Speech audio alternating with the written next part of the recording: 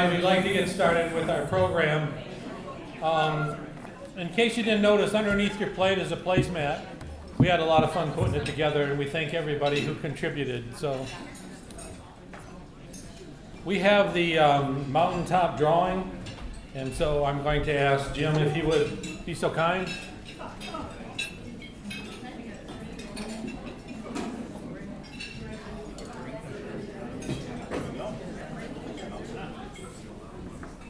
And the number is 275-304.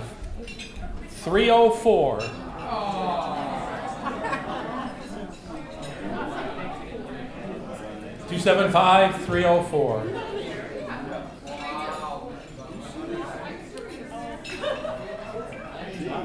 Okay.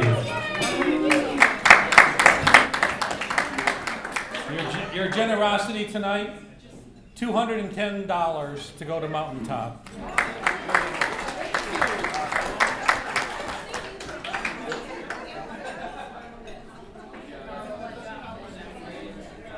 All right, here we go. Ellen, you want to get this started?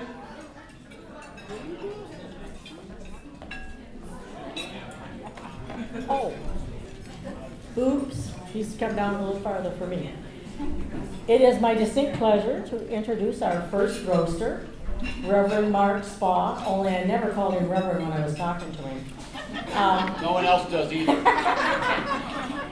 It's been a pleasure working with Mark, and he tells me that he always considered Jim his mentor. So Mark might be a little bit like Jim, you might want to watch out. Anyway, I did panic though because I was out in Las Vegas. I think I was going to church out there. And my phone rang and I realized that it was Mark, and I thought, oh my gosh. So I let it go to voicemail, and I had a 21, come on. And then I find out that he married somebody out in a casino. So I was worried about him knowing I was in a casino, and heck, he's out there and he's got his name on the marquee at the casino. So, Mark Spa, here you go.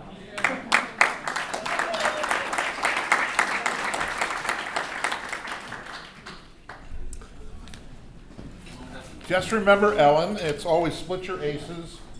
Aces and eights, that's right. Very good, very good. Good evening, folks. Good evening. How many of you know this gentleman who's standing or sitting behind me? Yeah.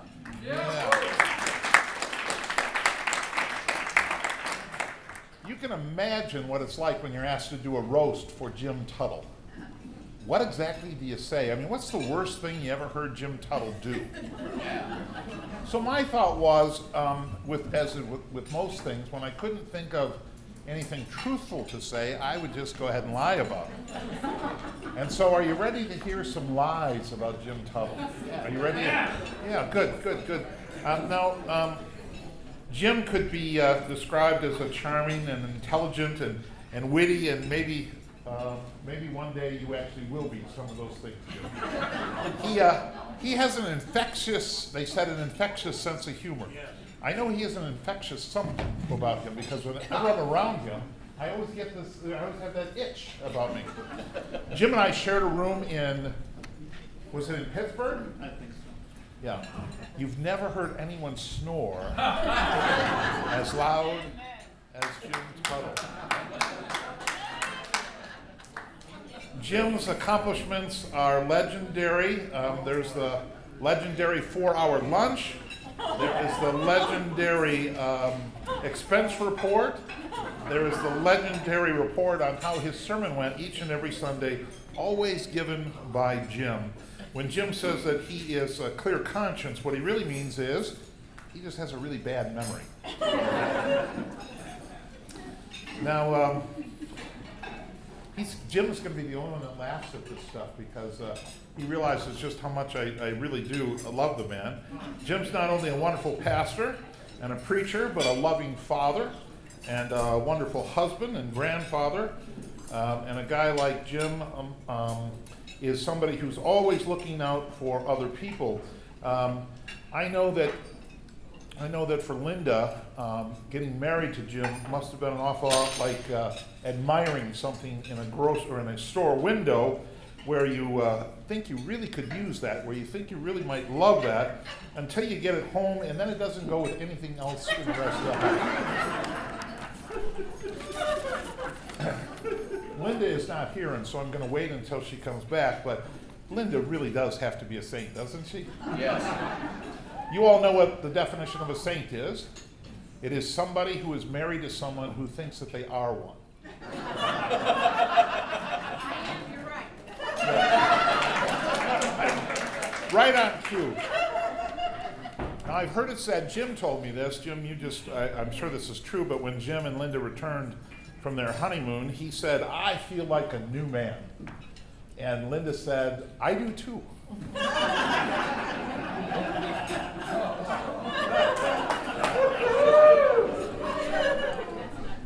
Jim is very well educated. It only took him 2 terms to graduate from college. It was the Kennedy term and the Johnson term. Jim is a person of daring humor and imagination. At least that's what the IRS says when he turns in his tax. Jim and I were out one night driving home from a meeting, and Jim's car broke down by the side of the road. And a fellow came out and asked us if we wanted to spend the night. I said, "Jim, don't do it, Jim." But Jim said, "Sure, we'll spend the night." And so it was getting near supper time, and the fellow said, "Come on inside, you're more than welcome to have dinner with us." You remember this, Jim? No, he doesn't remember this. Jim's always a little slow on the uptake. So we went inside to have dinner, and this fellow said to us, "You're more than welcome to stay, but I have a son who's a little bit of a problem, and I don't want you staring at him." So, you know, the way I am, I listened implicitly to what the man said. I never stared at him at all.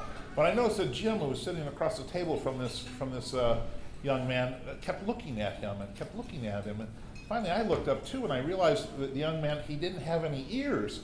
And Jim kept looking at him, and finally the young man said, "What are you staring at?" And Jim said, "I'm not staring at anything." He said, "Yes, you're staring at me. You're staring at me because I don't have any ears." And Jim said, No, I would never do that." He said, "I was just watching you eat your dinner, and I noticed that you ate all of your chicken, and you ate all your potatoes, and you ate all of your carrots, and that's a good thing, because if you ever need glasses, you're going to be in a lot of trouble."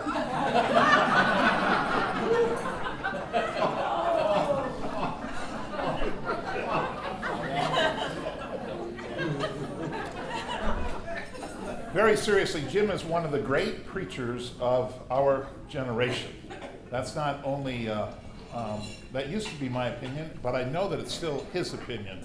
He really is able to share, he's able to share the gospel in ways that with great imagination. I've heard him spin stories that I thought, did he really get that out of the Gospels, or where did he find that?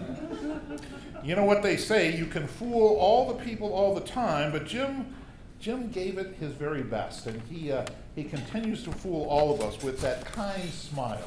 How many of you have been the recipient of that kind smile, especially on a day when you really needed it? Yes. Yeah. I think that's just due to tight clothing, because he always has that smile on his face. His preaching really is legendary. Just today I said that I had heard he had preached something really terrific that morning, and he said, "Yeah, that's what I heard too." He is a very special man, and we have all been blessed to have known him and to continue to know him. The great thing is that this is not a retirement dinner. This is simply a roast. Someone asked me at a retreat this past week, "What's been the best part of your ministry?" And I quickly answered with something that I thought was really good. And I got thinking about it on the way home. The best part of all of our ministries is really yet to come. And so we get a chance to benefit from what Jim's greatest acts of ministry are going to be, because they will be from this day forward. Congratulations, Jim. Thank you, Mark.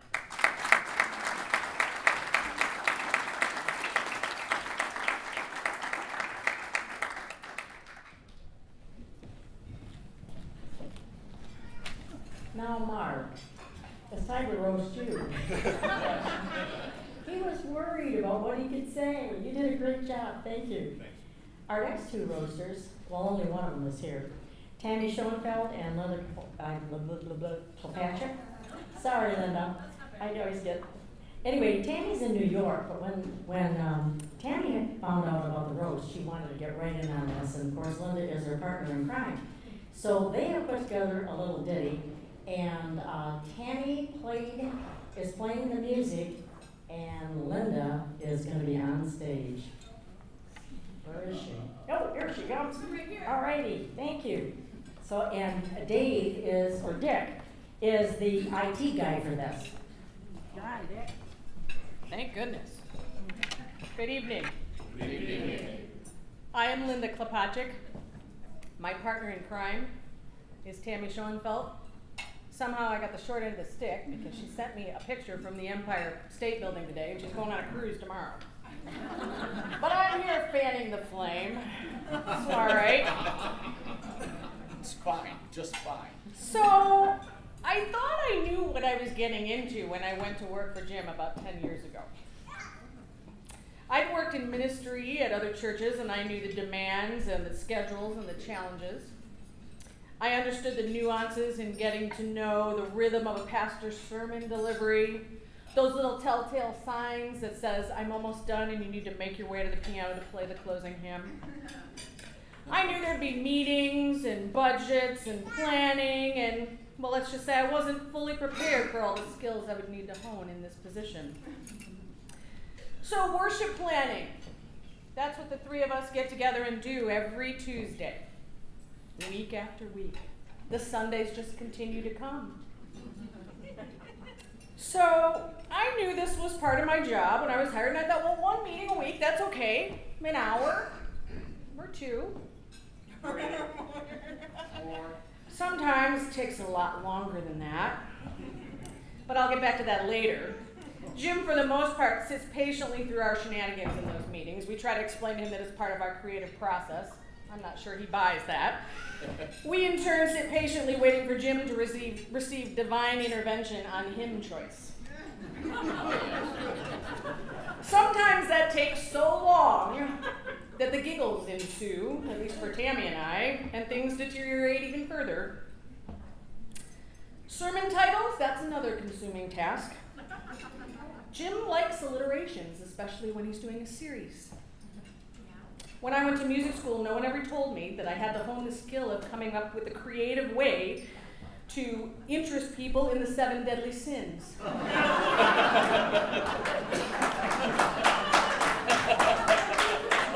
Or titles to make the minor prophets sound intriguing. Or sermon titles to hide the fact that Jim was once again asking them for money. At any rate, I've learned a lot of unexpected skills.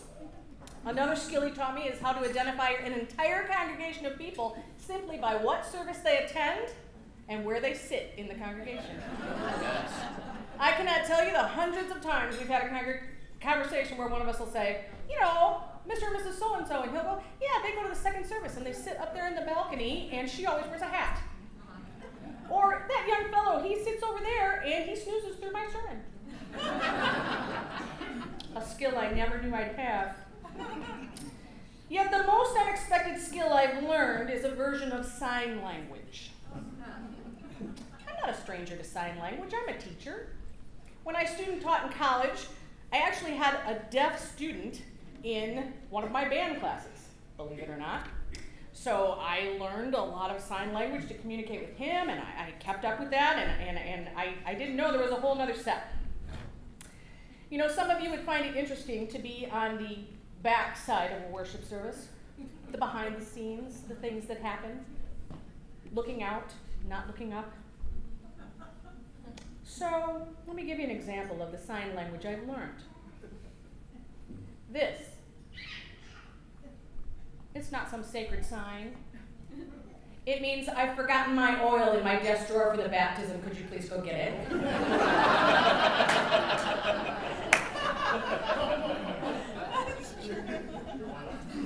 This is my spare bottle of water in the pulpit this morning. Yes, it's there. We've got it. This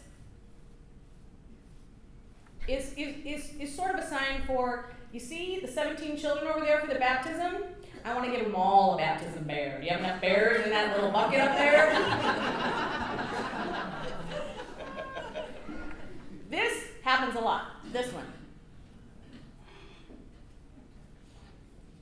You know what that means? You know what it means. That one means, is that little piece of wood up there on the pulpit that holds my notebook? Yes, it's there. But I'll tell you, I have one last one to share from you, and I really had a difficult time with this one. It was during a second service a number of years ago. Jim gets my attention. I must have been up at the piano, and he must have been sitting down in the front row, and he starts doing this. And then he starts doing this.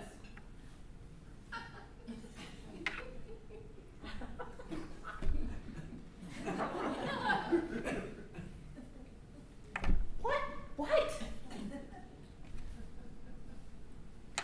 I don't know. I don't think I finally came up with it. I think Tammy actually did.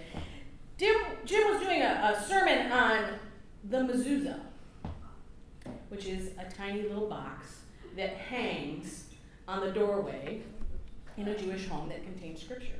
And he had an object lesson. He had the mezuzah that he brought back from the Holy Land.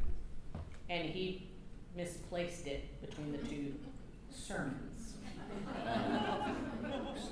We did find it. I think it was on the other pulpit. But like I said, that's a skill that I didn't know that I was going to have, a whole language that I have learned and use on a weekly basis. But as Ellen said, I have written, or I should say rewritten, a song that kind of describes our experience with Jim, Tammy, and I in the last 10 years. She's been there longer than I have, bless her heart. And I'm going to close with that this evening. I couldn't get any backup singer, so I got a backup CD. Maybe. Here, okay. Every Tuesday in worship we design, Tammy and Linda looking at the time. Todd, what's the sermon? When do you think you'll determine? We've been here planning for the longest time. Always looking for the perfect hymn. We've found 10, but still you're looking, Jim. Can we just pick one sometime soon before the setting sun? We've been here planning for the longest time. Whoa, for the longest time. Whoa, for the longest Sunday mornings. Sermons seem to please not too many souls. Get up and leave. We love your stories, but our lunch is waiting, and we've been sitting here listening for the longest time. Sermon writing done on Saturday. We know it's your way. It works out okay. Still rewrites during worship gives us pause. We wonder what's the cause. Just one more illustration. Maybe it won't last too long. What time is it? When's the closing song? Get to the point soon. I think he is winding down too. I've been here listening for the longest time. Endless meetings scheduled every week. Of these finance always makes him shriek. Why must we spend it? Turn those lights out, get a tenant. Jim's been a pitcher for the longest time.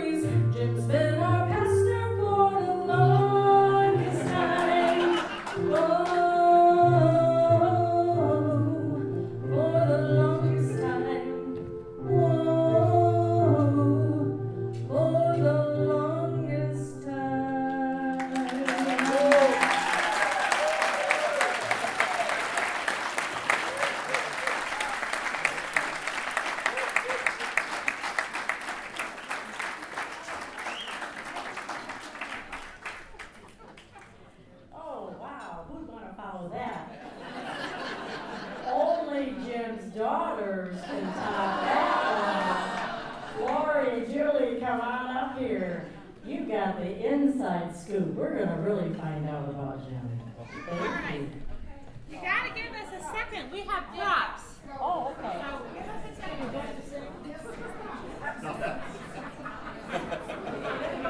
Anybody like to sing? Dance. Here.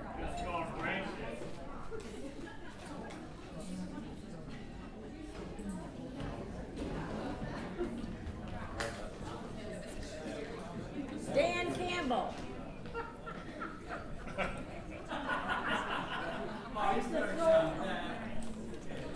Dan was on the negotiating team. I was the superintendent. And you would always make cracks. And I know you can't believe it. It's so serious. So I would throw paper clips at him, and tonight he brought a whole box of paper clips.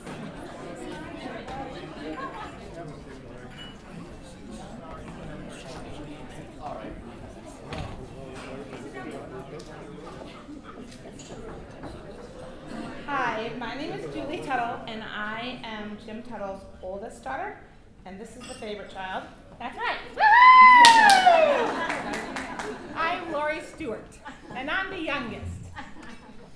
Well, when we were asked to be roasters tonight and share some childhood stories, we kind of giggled when we talked, and we thought, well, it's cheaper to share today than to have therapy, so we might as well share. So we just want to start with my dad's favorite saying to us, which started when we were young, and most importantly happened when we were teenagers. So we just like to remind my dad of this as he hears all these stories tonight. Ready? Ready. Calm, easy, relax. We heard it quite often. Oh, yes. So just in case you're wondering why we're dressed like this tonight, Oh, yeah, and our carts. yes. We used to go to the grocery store often in our high-up heels, in our boas, in our hats, and my dad thought it was ridiculous. And so he said, if you want to dress like that, you'll just have to hang out with your mother and stay home or get changed. So as you know, my dad's a pastor, so we have brought our sermon notes today. They're kind of a little low. So hopefully you'll see them, but we decided we will share a 3-point sermon with you today because that's what I mean. So sermon point number 1, my dad is cheap. Oh, I mean frugal. Do you know, he turns off the lights. Well, you probably think that's normal, but he turns off the lights even if you're in the room. Even if you're at someone else's house. And even if you're at my house where I pay the bills, they'll turn off the lights. And as you know, he loves coupons. He carries coupons wherever he goes. One day we were at a local restaurant and we lost our coupon in the parking lot. So we went outside and spent 30 minutes looking for the coupon. Probably saved $1.50. So today Lori will pay my dad $1.50. He used to take us to ACO, because you know he likes to fix things. And he would tell us to line up all our friends. And to get them in the car, he'd give every friend $2.11 and have them buy paper products, windshield wiper fluid, dollar deals. And you'd get your coupon and your $2.11. What 5-year-old wants to spend $2.11 and everything in the seat for some paper cups? Crazy, but we did it. You know, my aunt likes to call my dad, she likes to refer to him as the man who was green before green was cool. You would think that means because he wants to save the environment. Oh, no. It's because he's cheap. Really cheap. He wears a suit even to change his oil. He crawls into the cart, not on one of those little carts with the wheels. No, because that costs money. He slides on there, lets the oil. I said, Dad, people do that for a living. He's like, and you have to pay them. Lori would like to tell you about what he does with products to make them last longer. Oh, yes. You know your ketchup bottle, you put a little water in it and you tip it upside down, it will last longer. And if you have your toothpaste, now you don't ever squeeze from the middle at our house. No. You have to squeeze from the bottom, but then you roll it. And use a clip. And then you use one of those clips, but it has to be a strong clip. So it's what is that called? A A binder clip. So you put the binder clip on, and you know the little metal things, you flop them over, and you always squeeze from the bottom. You ever squeeze from the middle? Oh, no. Don't worry, I got yelled at a lot for that one. Sermon point number 2. My dad can fix anything. Funny that someone just called him MacGyver, because that's kind of how we refer to him. But he goes through phases, like lawn chairs, box fans, vacuum cleaners. The problem is he borrows those from people's trash and returns them. You threw out your vacuum cleaner that Granny gave you? Oh no. My dad takes the bell, cleans it up, brings it back to your house. So if you see a box fan in your yard, it's from my dad. But we do have to say he's the king of good remover of splinters, boo-boos, mice at 1 in the morning at Lori's house, because Lori can't ask her husband. She has to ask my dad. Snakes. Don't worry, he was there when I called him at 1 in the morning. He's probably awake. Because I don't know if he's really scared, or maybe he just doesn't know. Sermon point number 3. My dad has always been old. Old. In kindergarten, I drew a family picture with a man with white hair, and they said, "Why are you drawing my grandpa?" I said, "That guy's my dad." He drives like, pardon the expression, a little old lady, because he says driving should be a comfortable experience. He thinks everyone is so nice. I wish somebody today would tell him that everybody isn't so nice. One day, Lori and I had to babysit him while my mom went on a trip. I don't know where she was going, but we had to go to the grocery store with him. We ran into 65 people. I kid you not, I counted them. He talked to every single one of them. When we left, we went there at like lunch. We came home, it was like time for dinner and a snack. And I think we got bread or milk or something. Number 4, sorry, it was supposed to be a 3-point sermon, but it seems to work for my dad, so we figured we'd go there too. My dad always has the next best invention and an agenda. Lori said we couldn't share that, but she's not the boss of me.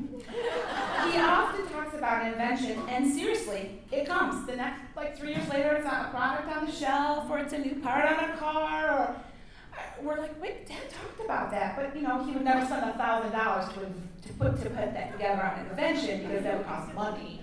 So, if you have some good ideas, you might want to mention them to him, or just get him to tell you. If you don't happen to know this, he's like a walking GPS. He's like an Ask Jeeves. Seriously, you could be in Kentucky, in the middle of nowhere, and call and say, "Dad, I need a gas station, a car wash, and a cheap restaurant." He will tell you exactly how to get there, no matter where you are. I've been all over the United States, and Holly's like, "Oh, I think that's on Route 5, next to Mr. Smith's house in the cornfield." I don't even know that. And he believes that every good meal, I hope you did it tonight, we didn't watch it, deserves time for 2 cups of coffee. I don't care if you're 4 years old, and you've got better things to do. Lori just spent her time in the bathroom at every restaurant washing the sinks because she was tired of it. You have to have time for 2 cups of coffee, and he drinks. So for our final thoughts, as many of you learned today, and maybe you knew this or maybe you didn't know, my dad is cheap, or as we like to refer to him as, frugal. And he always has an agenda. So I'm just wondering, is anyone going near the mall or ACO or Sam's Club? Because he probably has a list, and he probably has a few coupons. So if you have any ideas, go talk to him. Thank you.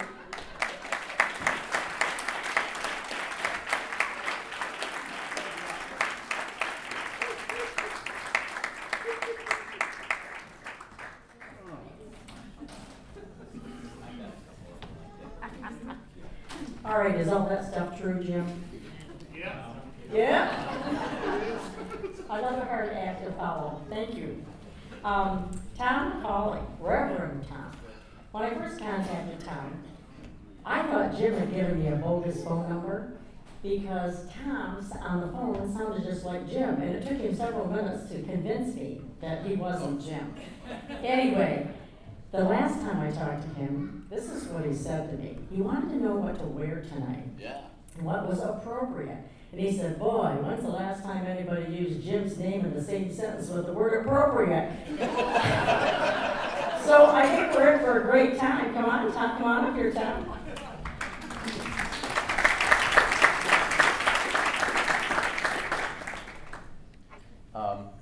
Jim is a wonderful pastor and a great preacher, and I know that because I think it was 7 years ago. It was more than that. It was maybe 8 or 9 years ago. I substituted for Jim at Saline first, and my daughter, who lives in Saline, and her then fiance, now husband, were there attending worship because for some reason I don't understand, my daughter wanted to hear me preach. I mean, it's not like she hasn't heard me preach before, but she came, and during the time of fellowship and go out, turn around and greet people, lo and behold, what happened? But my daughter was greeted by this little old lady at Saline First Church, and she greeted this wonderful lady, greeted her and says, she says, I hope you'll come back. And Jane allowed that she was visiting that Sunday. Says, well, I hope you'll come back because I don't know who this guy is, but we just love our pastor. And so that was good. That was good. I think Jim and I have known each other now for something over 4 decades, which is really remarkable when you consider that both of us are just 39 years old. And actually, Jim, I'm not quite sure, upon some deeper reflection, why I accepted this invitation, because my mom and dad, one of their main teachings when I was just a little boy named Tommy was, if you can't say anything nice about somebody, don't say anything. So good luck. I do think it's wonderful that you had this roast in your honor, because you get a chance to learn what people really think about you while you're still alive. You don't have to wait for your funeral. It's such a deal. Jim and I were ordained back in the old days of back in 72 as deacons together, and that's 1972, in case you were wondering. Given my follically and challenged head and Jim's Q-tip, you may not know which century we're talking about. But over the years, I've really come to appreciate Jim's faithfulness and his that he exuded wherever he served. Like all United Methodist pastors, we get moved around regularly, except of course if you're Jim Tuttle, when you live in assigned one church for 20 years or whatever. I'm okay about that, Jim. Just fine. Just fine. But Jim often appreciated his profound faith. He's a man of deep faith and a deep intellect, and he does have an academic doctorate, so he's got some gray matter up there as well as on the outside, on the inside as well. And but I'm here to tell you this evening that this man of deep faith and keen mind was not always that way. I recall it as if it was just 42 years ago. And Jim and I were before the body of the annual conference, which examines candidates to make sure that their understanding of Scripture and church history and church law and worship, although I don't know how you got that by that one here, Jim. But anyway, and all of that was up to snuff, and so we had to be approved by this committee called the Board of Ordained Ministry. And I'm here to tell you, Jim almost didn't get ordained back then because of one question. And so I thought I would just share with them the question that almost tripped you up. So this chair of the Board of Ordained Ministry, using his most preacherly voice, asks Jim, now tell us, Jim, about the importance of Easter and what makes it so special and how you celebrated it and observed it as you were growing up and as an adult now, and anything else you think might give us an insight into how you understand Easter. So Jim says, well, okay. Well, the thing I remember about Easter is our family would go over to Grandma and Grandpa Tuttle's house, and we'd watch the football games, and we'd eat too much turkey, And occasionally we'd have fights over who would get the drumstick. Well, even a casual observer could tell that Jim thought he had really hit a home run on this one, and he was pretty proud of himself. But the board chair says, well, Jim, I'm really sorry to hear about those fights, but I think you've just described Thanksgiving Day. So please just take a moment, clear your mind, and tell us again why you think Easter is so important. So Jim says, okay. What I really love about Easter is families getting together and going to the parade together and seeing all the sparklers and the fireworks and the barbecues and the hot dogs and all the people flying the flags, I think it's, even now, it gives me goosebumps. And the board chair says, okay, Jim, I can see that really means a lot to you, but you haven't described Easter, you've just described the 4th of July, right? And so please take just a moment, maybe have a little sip of that water there in front of you, and tell us what makes Easter, not Thanksgiving, not the 4th of July, Easter so special to you. And I can't emphasize too much how important this is, because it's critical to your ministry and whether you're going to have a ministry. Well, those last words clearly got Jim's attention. So he reviewed all that he had learned at Asbury Seminary down in Kentucky, and he remembered, he carefully formed his thoughts and his minds, and with all the earnestness with which we have come to respect and admire and appreciate about Jim Tuttle, this is what he shared. He says, well, to understand Easter, you've got to begin before that. You got to go back to Maundy Thursday, and remember when Jesus was in the Garden of Gethsemane. And the board chair was going, yep. Now, I think maybe Jim's got it now. And then, how this Jesus was brought up on trumped up charges. Just nothing to it, but they trumped up charges on him. And then the next morning, he had a trial, and then he was taken outside a hill outside of Jerusalem. He was hung on a cross. And, you could tell just by looking at Jim, he was really feeling confident now, and he knew that it wouldn't be long now, and he was going to be known as the Reverend James Edward Tuttle. So, he said then, right? And so he was put in the empty, and then after Jesus died, they put him in the empty tomb.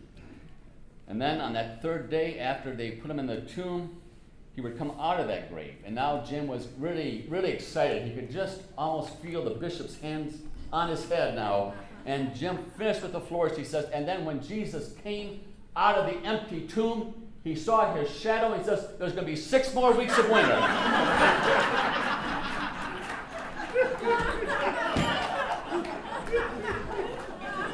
So Jim, you've come a long way, baby.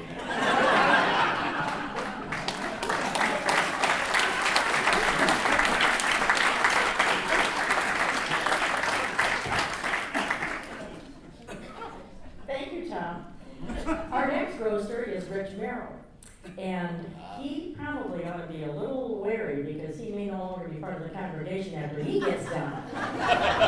He wanted 90 minutes on the agenda, folks, and I told him 5.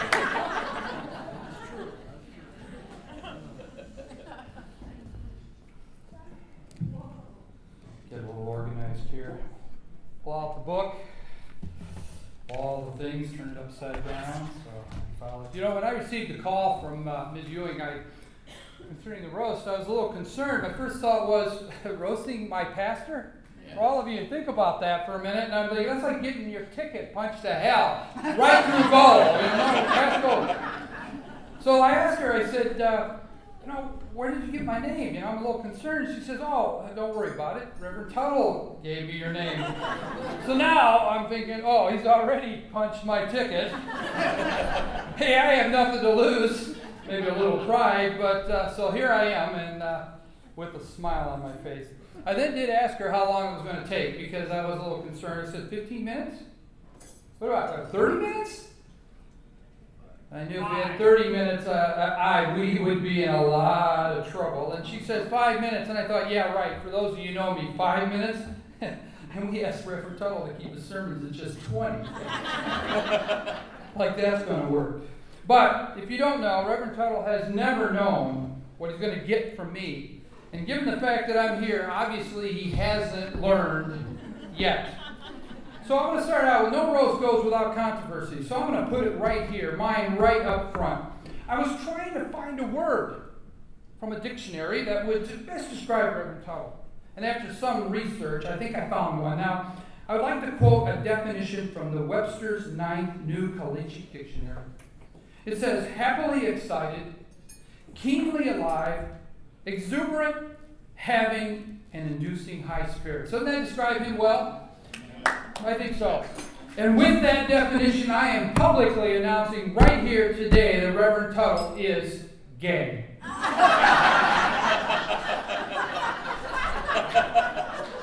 Now, being PC and all, I just want to say, and to be very clear here in this public forum, I'm not saying anything derogatory or negative in any way, just stating fact. He is a gay man.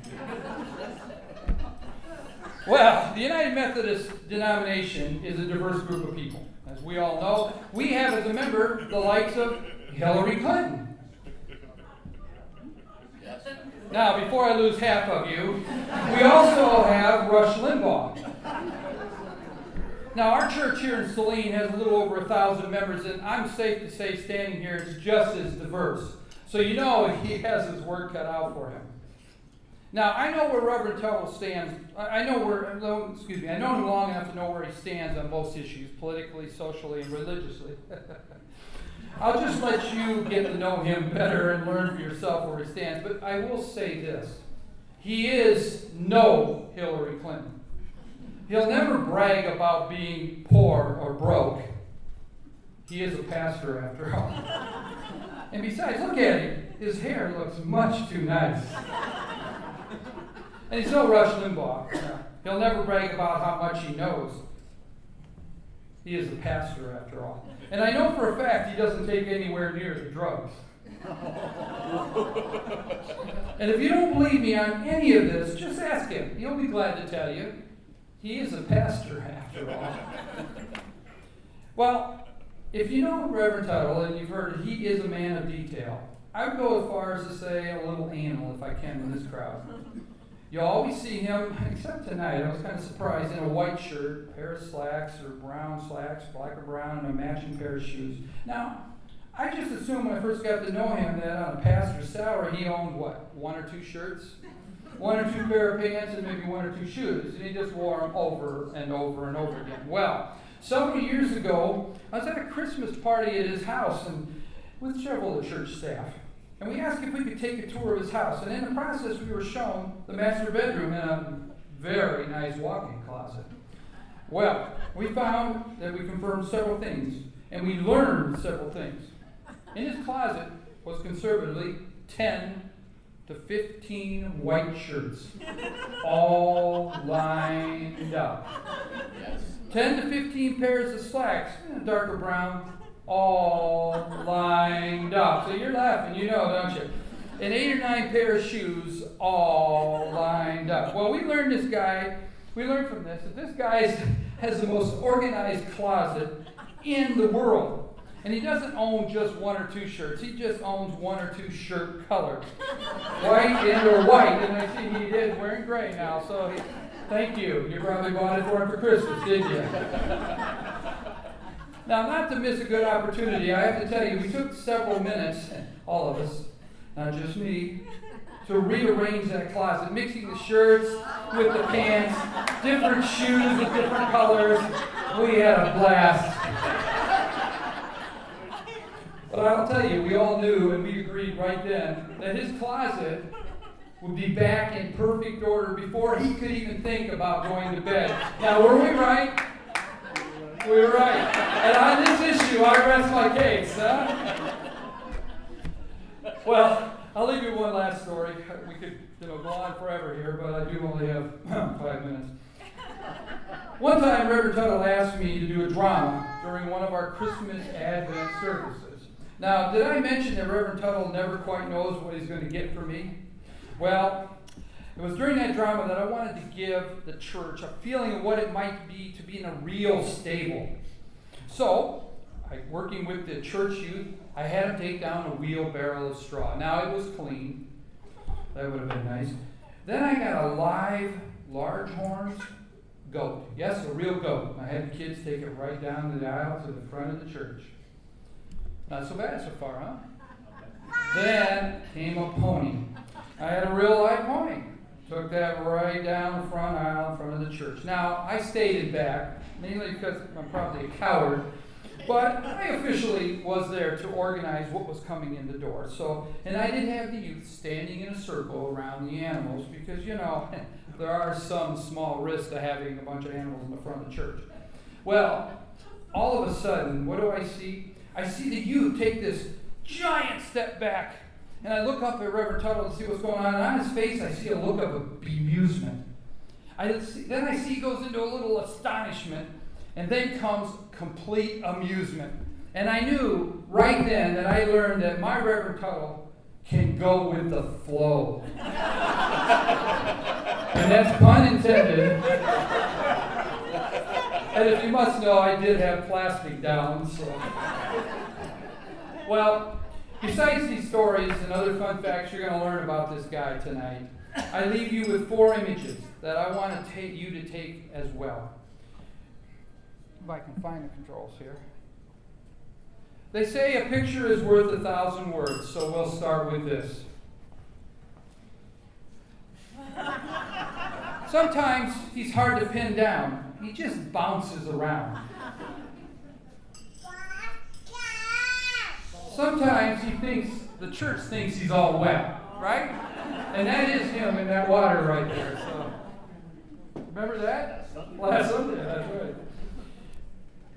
Sometimes he just wants to horse around. Yes, that's him on the right. Yeah, that is him on this side here. I don't know who's smiling more, him or the horse. But I end up by saying, this man, I hold this man that I love him. I hold him in I have high respect and hold him in high esteem. Boy, it's a tough time getting that one out. He's been a major, and I think not only me, but in all of us, all our lives, a major influence. That's why I don't understand why they even dropped the ticket price tonight from 28 to 20, and we still have empty seats. I didn't understand that one. Well, I'm sorry, but I diverge. This is how I want, and how I want all of you here to remember this truly wonderful man. I present to you the great and wonderful Dr. Reverend James Tuttle.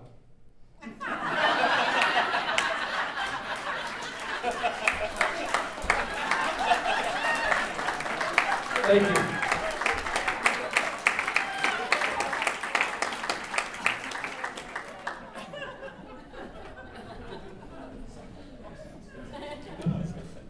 Thank you, Rick. I'll stand on my tiptoes. Okay, the next 2 nefarious roasters are Bill Mangold and Larry Osterling, and I could not believe that they are ushers at church. They admitted to me that they're easily distracted, and often they miss the sermon and have to ask their wives what the sermon was about, so they don't get in trouble after the service. They've got a lot of nerve roasting their pastor, but here they are anyway. You can mind your own business.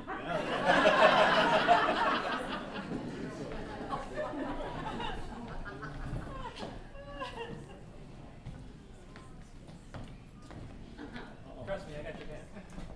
Thank you. No. Why do you want it clean? Oh, keep it clean. They know you, Bill. This is my friend Bill Mangold, who's generously allowed me to speak first. Actually, I asked him, and I said he didn't have a choice anyway. I was a little nervous too, because Bill's a great public speaker, and He is. he is, and he's known as he's got a real history of being known as a real Hey, we only have 4 Yeah, minutes. well, okay. He's a zinger. He zings people. That's his shtick. That's what he does. If you've ever heard of him, master zinger. And when he asked me to come up with him, some of my friends warned me that I probably could zing too. I said, no, not my friend Bill Mangold. Besides, I knew if I was up here, I could at least defend myself. But, Jim's a saint. And I truly believe that. You're the most perfect person I know, Jim. Really. And I mean that sincerely. And when I heard they were going to have this roast, and Bill asked me to come up with them, I thought, I don't feel this way now because I've seen you. You're roasters, nice people. But at first, I thought they'd have to go out and find people that are well known for their capacity of being pretty low down and despicable. People sort of like,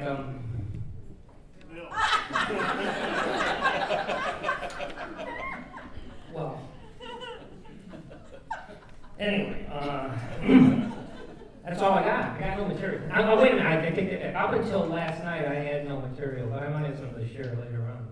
But, Bill, I think you're probably that's my lead in. I introduce you, my good friend, Bill Mangold.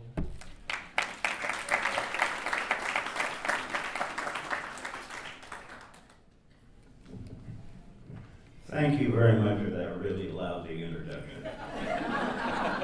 Thank you, Ed. You're welcome. I'll tell you what, you can go sit down now. Matter of fact, you can go home if you want. Not a chance. Anyway, I gotta start this dog and pony deal off by doing this roast off. I gotta tell you, first of all, Larry and I both been roasted by Jim Tuttle, so we know from what we speak.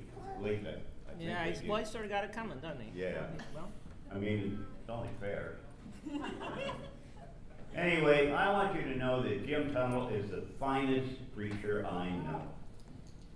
Of course, I don't know any other preachers, but that's okay,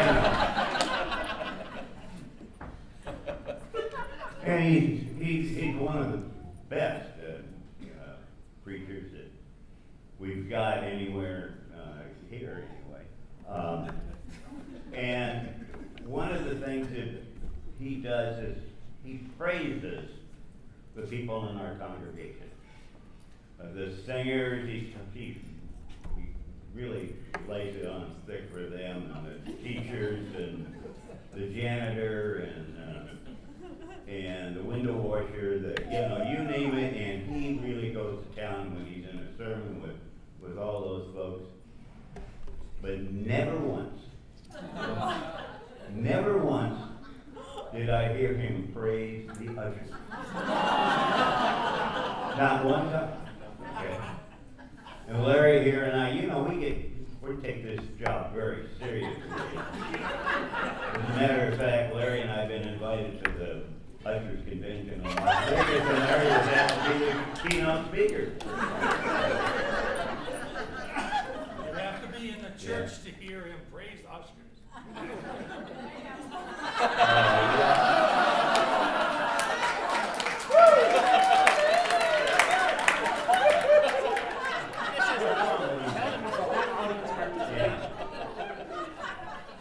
What do you say? Audience participation. This is what. Yeah. None of the other roasters had audience participation. Leave us alone over there. So the ushering thing, I want you to know that we are the center part of this church. Do you realize that if we didn't do a good job out there, this church wouldn't have a dime?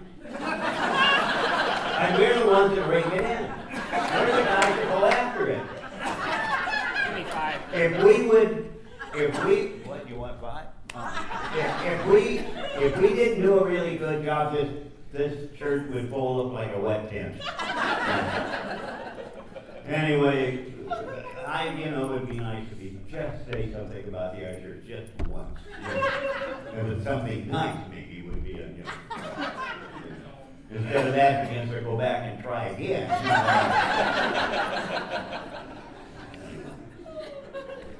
Jim's sermons are dynamite, and I got to tell you that Jim he can incorporate humor into a sermon, and it just knocks my socks off. Anyway, I gotta tell you, here's a joke that he would tell in a sermon, something like this, and it's a farmer's getting ready for bed, and he hears a knock on the door. So he goes to the door, and there's a guy standing there, and he says, "Can I get a push?" And the farmer says, "Hey man, it's time to hit the sack. I'm sorry. Maybe tomorrow if you're still here." So he goes upstairs, climbs in bed, and his wife says, "You know, that was not very Christian-like." And he says, "I know." So he puts his bib overalls on and his boots, and he goes back downstairs, opens the door, and it's pitch black. And he says, "Are you still out there?" And he says, "Yeah." He says, "Well, do you still need a push?" He said, "Yeah." "Well, where are you?" He said, "Sitting on the swing."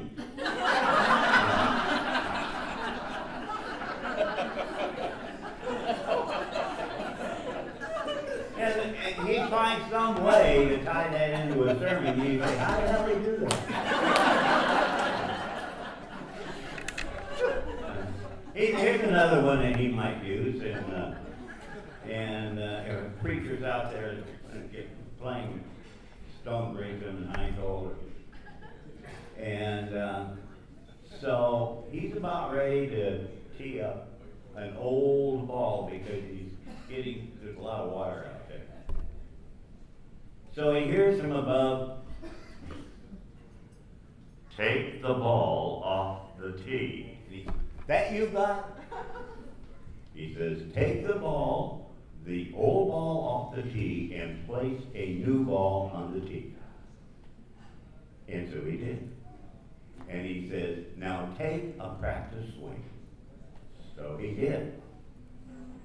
And God says, "Take another practice swing." So he did that again. And then God said, "Take the old ball out of the bag and put it back on the tee."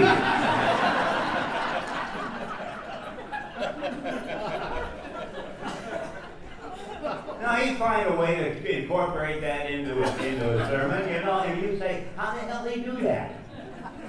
Last week he had some sort of cockamamie story that he told in church about a snake that had no legs to stand on. I don't know how that worked. Anyway, it was a great sermon, I gotta tell you that, you know, and made the congregation laugh. I couldn't figure it out, but they all liked it.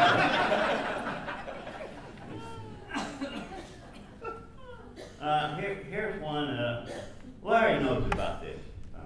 He's a married guy. Now, if you know anything about being smitten, you know what smitten is? You know, that's when some dumb kid decides that he's madly in love with this girl and wants to get married. That's smitten. And he realizes that he does not want to go through life enjoying himself, so he wants to get married. So before he gets married, he's got to sit down with Jim. And he's got to talk with Jim about this marriage thing, okay? And Jim will give him all sorts of counseling and that sort of thing. And in that counsel, Jim will say that marriage is a marvelous institution. Well, has anybody in this room seen a marvelous institution around here anywhere recently? Careful. Anyway, Hey, I got a riddle for you.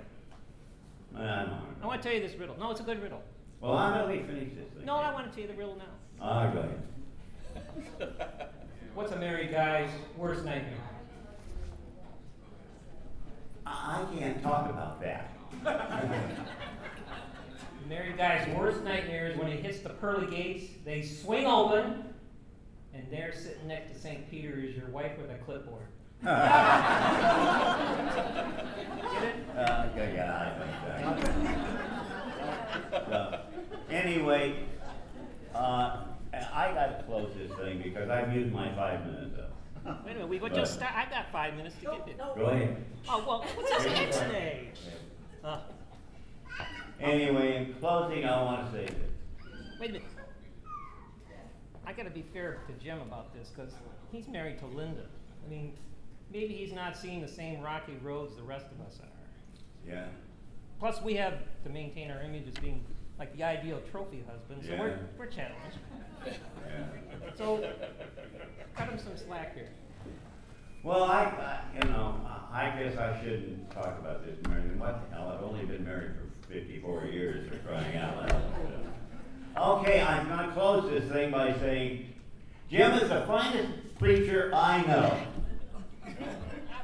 Well, I don't know any other preachers, but has anyone in this audience, besides Larry, got anything nice to say about Jim before we let him tear us up? Rebuttal. No one has anything that they want to say about Jim besides Larry and me? There's one hand right there. Are you sure you want me to do this? No, I don't. Go ahead. Come on, Ray. Ray, give it.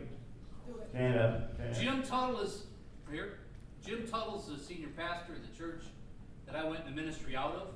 I'm a reverend at the church that Jim started his ministry at now. As the itinerant system works in our denomination, Jim and I have served, our paths have crossed, and we've actually served the same church at one time. Him a long time before I did. As God would have it, today my wife and I are living in the home that Jim and Linda and the kids lived in at the beginning of his ministry. And a few years ago, Jim and Linda heard that the church was remodeling our kitchen, and Linda particularly was excited. See how nervous she is? Because when Jim and Linda and the little girls lived there, one of the artistic girls decided to redecorate the kitchen, the one that blushed here, leaving her name all over the wall. I was disappointed that over the years of the remodeling it that painted over, because I planned on framing that and giving it to you. But we were sharing with Jim one day that in the old coal bin of our basement, we found not one, but 2 vacuum cleaners. Awaiting your repair job. And we found a slightly used set of shock absorbers. And when we were telling Jim about it, he got this faraway glazed look in his eye, thinking that maybe he was trying to come up with a way that he could explain why that junk was left there. But I came to realize, with all the references of his stewardship habits, or how frugal he is, or frankly how cheap he is, that he might have been trying to figure out, would those shocks work on my current car? I don't know, Jim. Christmas is coming, buddy. But Jim, I can tell you that you and Linda and the girls, the witness and the writing you put on the walls of the parsonage that we live in now, that may be gone, but you've written on all of our hearts, and for that, I'm thankful, and we all are. Thank you so much.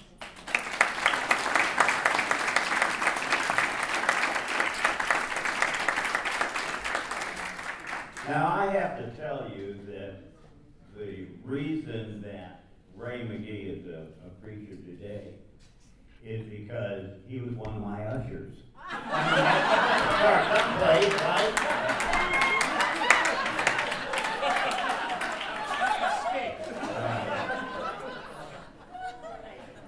Is that enough? Or do you want more?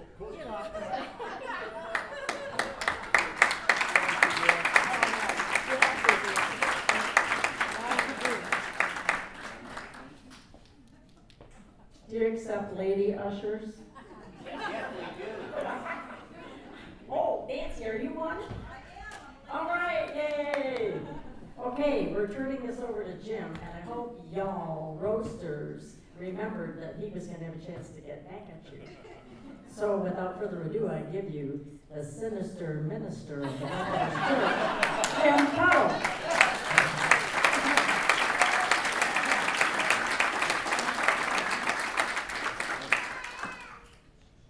My goodness. 20 minutes. Did you see that? That's 30 seconds? 30 seconds. Wow. You know what the girls, our daughter said earlier is true. I don't know if it was anything that was alive. Ken and Arloa and Dick, where are you and Chris? You want me to say something? Oh, I don't get, no, keep holding down, Chris. They were members at St. Matthew's United Methodist Church, Gulf Village in Ypsilanti. We were there years ago. And like any church, you're always struggling for paying the bills, right? And so that thing was true, where we, ACO had a deal where you could get 2 packages of styrofoam cups for $1 and a coupon. And I would take all the neighborhood kids down because they wouldn't let me go in. And we would we'd get about a case of that stuff for coffee hours for just pennies. And the story about vacuum sweepers is absolutely true. I went through a period of time I don't anymore. I don't have any time anymore. But I think it was my therapy to work on stuff. And it was fun to get something back in place. And when you found that if each Sunday school classroom had a vacuum sweeper, they would clean up after themselves. Save the custodians some time. And so I'd find these vacuum sweepers, and honestly, sometimes just cleaning them or taking the sock out of the hose was all that it needed. And so I did this, and one day we bought this mammoth big thing for $700, $800, $900, whatever it was. And the guy brought it there, and the associate pastor said, "Oh no, our pastor finds those on the side of the road. That can't be for our church." It was. But those are true stories. Linda, you and Tammy put that together. We've had an enormous, wonderful time planning worship services. I thought maybe you would come up with this where we had it all designed, and then I had this inspiration at 11:30 at night. Thank goodness Dick Schoenfeld, I would email him, and he would make some changes on the slides early in the morning. And these guys have been so responsive to be able to do that, and I so appreciate that, very much so. Me and the Horse, 175th anniversary. Yeah. You were there, Tom? I was. For the church a few years ago. And what was the name of the place, Rich Merrill, where you took me up in Ann Arbor to rent that outfit? Attic, something, attic? Fancy. You had a blast. Huh? You had a blast. I had a good time. I keep you focused. And so, yeah, I would all kinds of things. But the thing he picked out, the lady said, "That's a gunslinger's outfit." So she redirected us to that thing to make it appropriate for the occasion. Bill Mangold, you got to ask me at Larry's, because you said I roasted you and then I roasted Larry. But I remember the first couple Christmas Eve planning sessions, and Bill and the team were in there. And it's kind of an intricate thing because we want to be able to light those candles. My thing is that what they call anal thing. I just like to be lighting that candle right at midnight. That's just a thing. This guy, it was like a coach. And this usher will go around here, and this one will come down here. And I mean, it was a whole thing on a whiteboard. He had it all laid out exactly how they would do it. Remember that? You'd line them up, and we did it. No, I don't. You remember that? And the true story, and those of you who are members of the church know, I plowed my way through the 7 deadly sins. Those classic right? And so one of the sins was anger. And I remember there were some ways to help resolve some of that. And the last of them, the suggestions was release the person. Let it go, because if you're gonna get even, you're gonna carry that pain and hurt for a long, long time. I think the number one person at the door to greet me was Mangold.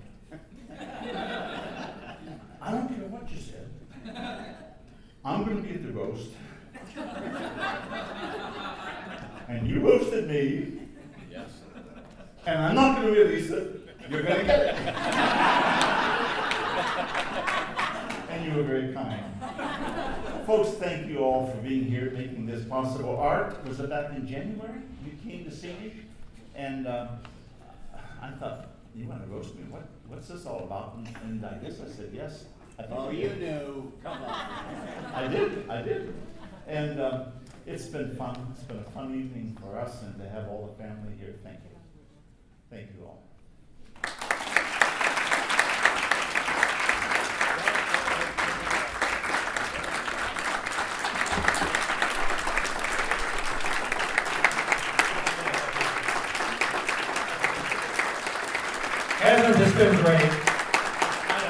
you, but I've been to 11 of these, and this is the best one so far. We have a small plaque for Jim that says Ellen Ewing Roasting Award presented to Reverend James Tuttle. The Saline Area Chamber of Commerce hereby honors Reverend James Tuttle as the 2014 Honorary Roastee. Jim has been selected and recognized under fire at an official roast for his civic contributions, professional compliments, outstanding spirit of enthusiasm in service to our community. September 12th, 1914. September 20th.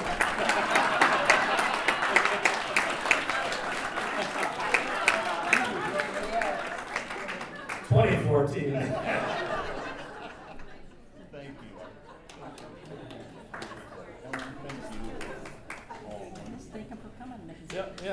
Yeah, thank you everyone for coming. We really appreciate it.